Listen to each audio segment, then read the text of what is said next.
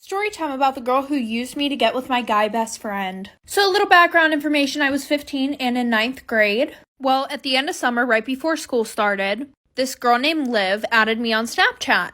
And I had seen her all around school. She was very popular and a little bit stuck up. But I added her back and then I got a call on Snapchat from her. I answer very awkwardly and I'm like, hi. And then she was like, oh, I've seen you in a lot of this guy's pictures. Are you guys like best friends? And I'm like, yeah, sort of. And she goes, have you ever thought about dating him? It was just an extremely weird out of nowhere conversation. Anyway, so fast forward 2 weeks, I walk in the first day of school with my best friend Tommy. And Tommy and I have like every single class together. For some reason, Liv thought that we were friends and she would come and go as she pleased. Like Tommy and I would be standing at my locker. She would come over. Anyways, fast forward to chemistry. She walks in the class, winks at Tommy, like for part two about the girl who used me to get with my guy best friend. So like I said, we were in chemistry. She walks in and she winks at Tommy. And I look over real quick and I realize that her nails were vermilion. That's Tommy's favorite color. And by the way, like I said before, I did not know this girl at all. We had never hung out. She never talked to me before this.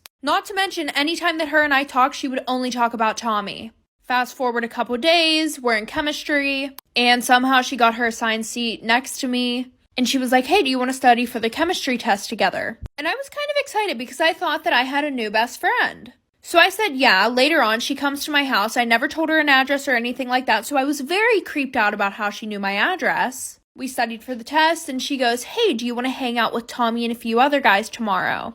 Well, tomorrow was the day that I was going out of town. So she goes, okay, maybe next week. After being out of town, I came back on a Saturday, and the next day I get a text from Tommy, like for part 3. Part 3 about the girl who used me to get with my guy best friend. So like I said, she asked me if I wanted to hang out with Tommy and a few other guys. I told her that I was going out of town. When I got back from out of town, the next day I get a text from Tommy. He was flipping out on me. He said that I was talking shit about him to Liv. And apparently I said that I was happy that his mother died.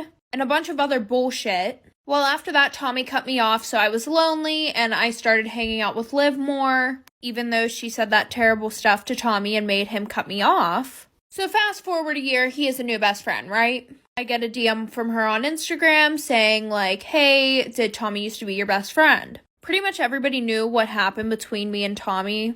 But she was like, that girl that you're best friends with is dating him now. And then he completely cut me off. So technically, she used both her and I to get with Tommy. But after dating for literally like 2 months, he cheated on her because she slept with 5 other guys. Story time, the time my client became my stalker. So I had this one client, let's call her Kayla. She was really nice, and then I ended up finding out that we went to the same school. She said she was 2 grades below me, but I've never seen her before. So I just trusted her because we had one thing in common. And she came to me very often. She would get her nails done like every 2 weeks, even if there's nothing wrong with her nails. And she would always tip really well. Every time I'm done doing my client's nails, I would always walk them to my door. And I would always ask if their ride's here. Kayla said yes, her older brother is here to pick her up. And I noticed it's always him dropping her off and picking her up. So one day Kayla messages me and she says that her older brother wants to get his nails done. Just something simple like a quick mani, just cleaning up the cuticles. And I said of course, so we booked an appointment. You won't believe what happened next. Part 2 is out. Part 2 of my client becoming my stalker. So like I said in my previous video, we booked an appointment and he was on time. I opened the door and he was really tall and like really slim. And he didn't even greet me, he just stared at me. And from there, I just felt like a weird vibe from him. And the first thing he said was like, oh, this is what your house looks like in the inside. Like if he was plotting to be in there one day, which I found that really weird. In my house, we have like baby pictures and like childhood pictures all around. And he would stop and stare at them and would ask if that was me. I found it weird, but since I'm a nice person, I didn't want to make him feel uncomfortable and rush him to my nail room. So I go to do his nails and I find his nails were actually like really clean and barely needed any cleanup. And he would just ask me like a bunch of questions the whole time, like really personal questions. And then he mentioned that he graduated with my brother, which I also found strange because I've never seen him before. But then I finished his nails. He paid me double the amount. Part 3 is out. Part 3 of my client being my stalker. So like I said in my previous video, he paid me double the amount of the service fee. and I walked him out my house, and that was it. After that happened, I would always notice his car parked on my street, but I couldn't fully say it was him because he had a very common car, so I didn't think much of it. Then one day I mentioned him to my brother. He said he's never met this person before and even pulled out the yearbook, and he was nowhere to be found. Then I went to go search for his sister, and she was nowhere to be found either. So then they tried to book an appointment again, and I just kept denying them. Then one day they were waiting outside my house, looking like they was ready to kidnap me, so I called the cops. And they told me that they've been looking for them for months. And they checked all the street cameras, and it seems like they've been plotting on me for months. I was basically an accident. When I was born, my 5 siblings were already in their late teens to early 20s, and my parents were both 46. I was never abused in my childhood, but I was neglected and my entire family resented me. My parents didn't think they'd get pregnant again, but here we are. I was never looked after for by anyone and basically had to raise myself. No one ever played with me, spent time with me, or anything. They never bought me anything significant, it was always hand-me-downs. I realized this as I got older and I focused on myself. I thought that something was wrong with me because my siblings all received love and attention, so if I improved myself and did things for them, maybe they'd accept and love me too. I always got the best grades, made sure I did all my chores, always kept my room clean, and so on. However, nothing I did was ever good enough for them. We celebrated my father's birthday yesterday. My siblings and my mom wouldn't be around until we went out for dinner, so it was just me and him. I cooked him breakfast and lunch, did all the chores, and bought him a tie. I'm only 16 and on a budget. The most he came up with was a pathetic thank you. I could tell he wanted me to leave him alone, so I did. Finally, we all went out to dinner and they all had a good time while I sat in the corner ignored. This is how it usually is. When we got home, I broke down and started crying in front of them.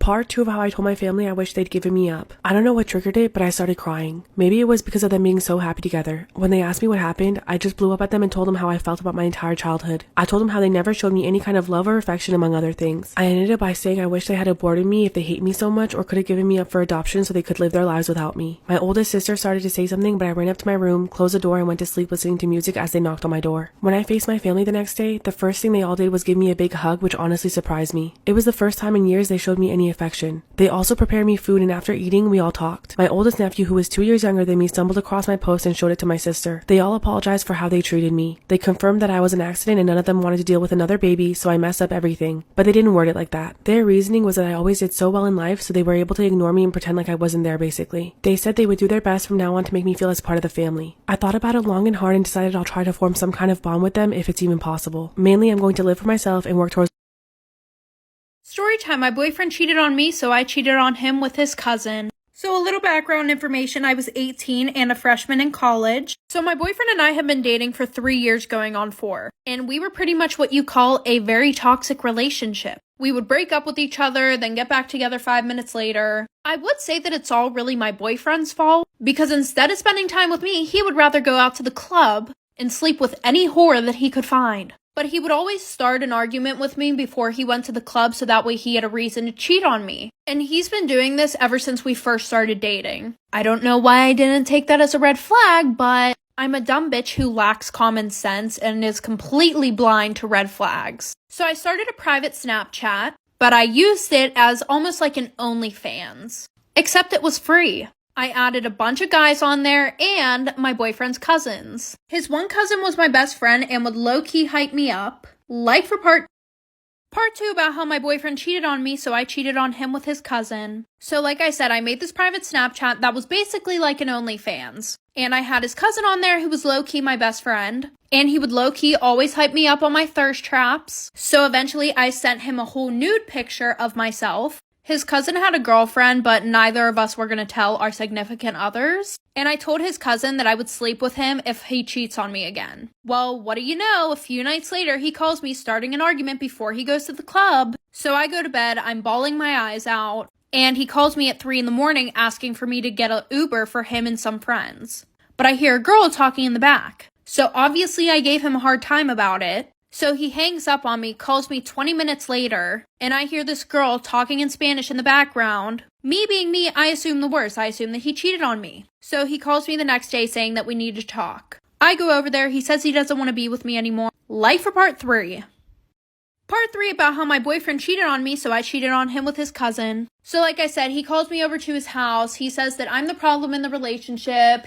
I'm the reason why he cheats on me 24/7. So I'm like, you know what? Whatever. I leave and I go to his cousin's house, and his cousin kind of does the deed on me. After that, I leave because I really wasn't trying to do the nasty. So a few weeks later, my boyfriend texts me saying, I need to talk to you, da-da-da. And we're not together at this point, mind you. And he's like, hey, like, I just feel like you're really not being honest with me. Like, I want to get back together, but I feel like you're unfaithful. And I'm like, what the fuck do you mean? You literally cheat on me 24/7. So I give him my phone to go through it. I thought I deleted everything, but I didn't delete a conversation between my best friend and I. So I'm bawling my eyes out, turn on my game face for lying. And I'm like, I swear to God, like, I didn't cheat on you. It was a prank. But he did the nasty with that girl, so I think we're even. So obviously I got back with him and we've been together for 4 years.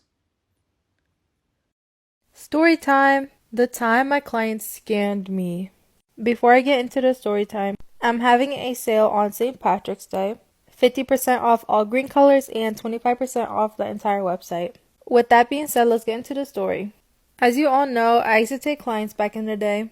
Unfortunately, I had a few bad experiences, and this is one of them. This is one of my regular clients. She messaged me on Instagram to book an appointment, and I always like to ask what they want done ahead of time, so I'm fully prepared. And she was going all out. She normally gets basic sets, so I was super excited to do her nails because she wanted a lot of bling and a lot of designs. Her nails took me about 5 hours to do. This was the longest nails I've ever done, and so much detail has been put into them. The total came out to $250, and she paid me cash. But when I went to go deposit my money, the bills turned out to be fake. So the bank decided to call the cops on me. Part 2 of my client scamming me. So like I said in the previous video, my bank called the cops on me. They came and they told me not to worry because this happens often, and to always check my money when I receive bigger bills. No, my client did not get in trouble because at the time I was doing nails for my house. The part that sucks the most is that this client was one of my closest friends. Not only that, but when I was doing her nails, me and her were talking. And she told me that she's moving to a whole different state across the country for school for like 4 years. I couldn't even message her either because she had me blocked. And of course I couldn't see her in person because she was across the country. Like, who does that? It'd be the closest to you. So I guess the lesson here is to always double check your money and to trust nobody.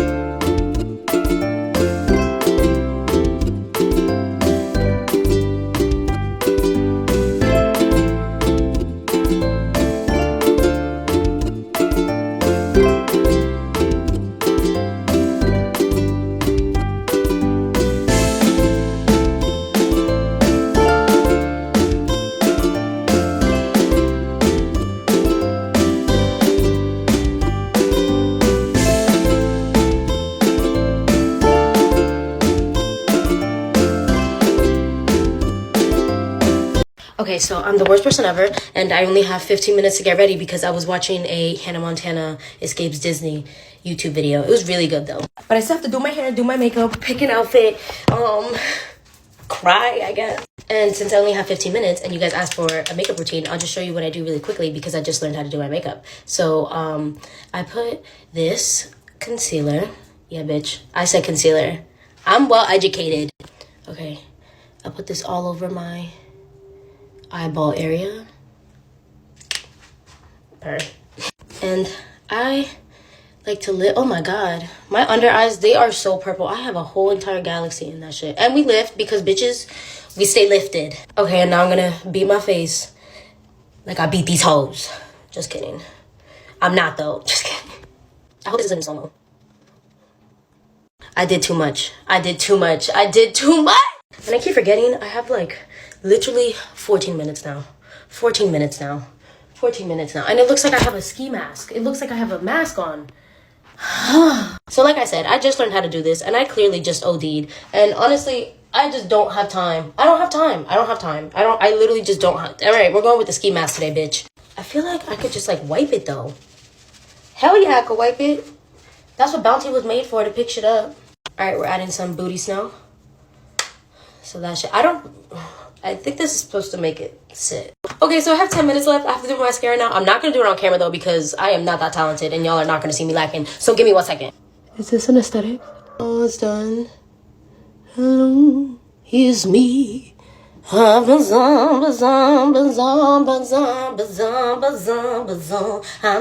my. Alright, fuck. I literally have like 4 minutes left. Okay, I finished my eyelashes, but now I had to clean it up. So, yeah, I put that under my tongue, and what? It works the best. And I'm saving the environment. Okay, we're leaving like literally in like 2 minutes, and I still have to do my hair, and I still have to pick out an outfit, and I still have to do my eyebrows because you already know I ain't got none. Fuck! Oh my god, Emily. The documentary was good though. I did not think this through. Okay, my Uber's literally outside. This is my outfit. This is usually what I wear when I'm in a rush and I can't think of anything. I'm thinking about pairing it with like this, or maybe if I do like a white cutoff jacket. I don't know. What do you think? Yeah. Some people be so bold sometimes, and I really just don't get it. So I was serving these two ladies, and back at the restaurant I used to work at, a table couldn't sit there longer than an hour and a half because of the fact that it was peak COVID times, and also we're just trying to get through our reservations. So whatever, I'm serving these ladies, I'm like, hi ladies, and they're like, hi, oh my god. So I go and I try to take their order, and they're like, oh no, we're not gonna order yet, like come back later. So I'm like, okay, fine, whatever, I'll give you 5 minutes. So I wait 10 minutes, and I go back up to the table, and I'm like, oh ladies, can I get you started with something? Like, can I get your entrees? And they look at me, and they're like, we told you, we're not gonna order yet.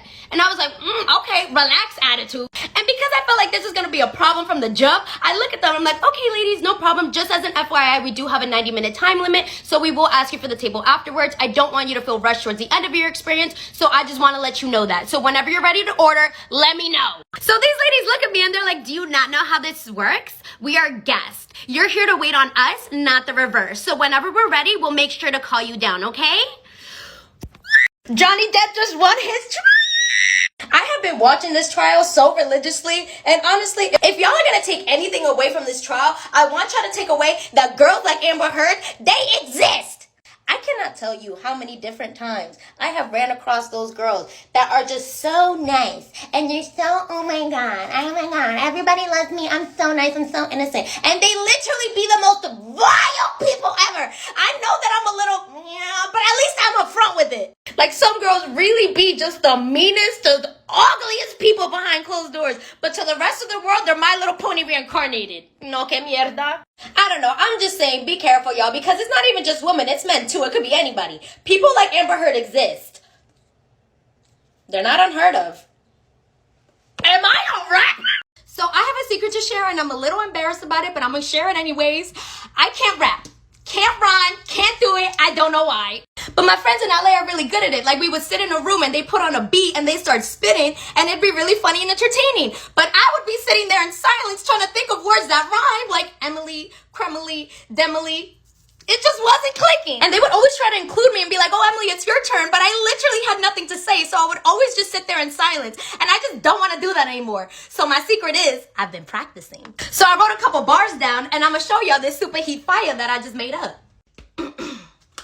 I am not Jasmine, I am Aladdin. So far ahead, these bums is lagging. See me in that new thing, bums is gagging. I'm starting to feel like a dungeon dragon. Rah, rah, like a dungeon dragon. I'm starting to feel like a dungeon dragon. Look at my show footage, how these girls be spazzing. So fuck, I look like getting back to a has-been.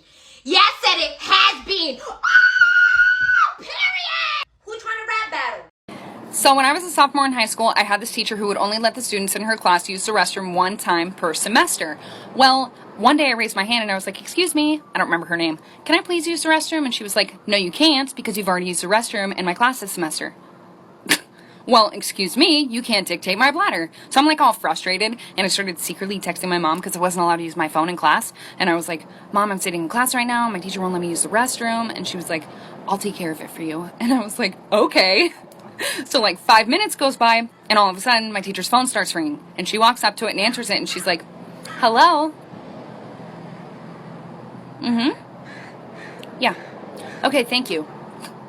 And then she walks up to me like so angry, and she like slams the pass on my desk, and she was like, since you have to go that bad. And I was like, yeah, I really do, thanks. And I got up and left. I didn't even have to go to the bathroom. It was just the principle of it. I just roamed the halls.